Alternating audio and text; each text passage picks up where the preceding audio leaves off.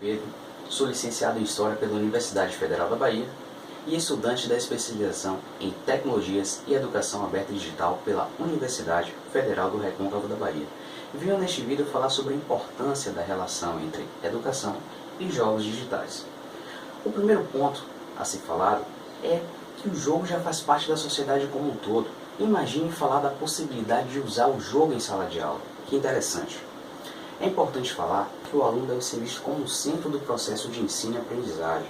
Não devemos apenas falar daquele tipo de jogo em que há perguntas e respostas, um excesso de conteúdo programático. É importante falar de um jogo que possa atrair o estudante e desenvolver a sua boa aprendizagem.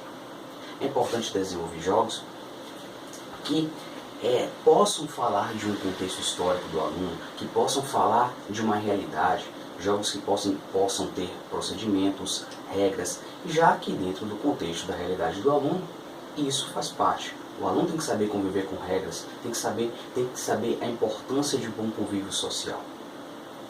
Vale lembrar o conceito de jogos sérios. O que são jogos sérios? São jogos que têm temática educacional, jogos que podem falar sobre história, matemática, sobre comportamento.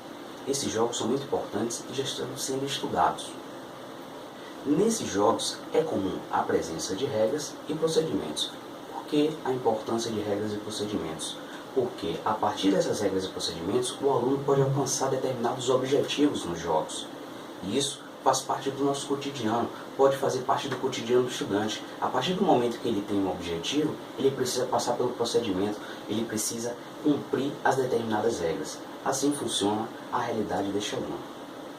Sendo assim, o objetivo maior é alcançar aquilo que foi determinado pelo jogo. Os estudantes podem aprender até mesmo situações reais desse tipo de jogos, certo?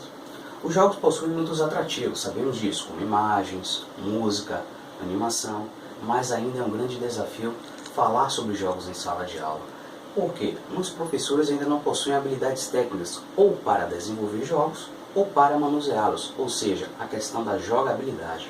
Sendo assim, um professor pode utilizar de trailers de jogos que falem sobre história, uma aula sobre história antiga, ou sobre a Idade Média, como jogos como Age of Empires, ou jogos que falem sobre o contexto do Império Romano, em que ele possa falar sobre a organização militar, a forma de se vestir de um romano, de um bárbaro, e trabalhar a importância da representação dos personagens, falar sobre camadas sociais, pirâmides sociais, a partir daquele jogo, daquela temática.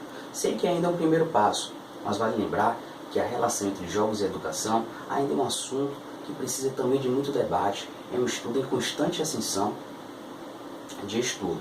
Sendo assim, espero que tenham gostado dessa pequena discussão sobre jogos e educação.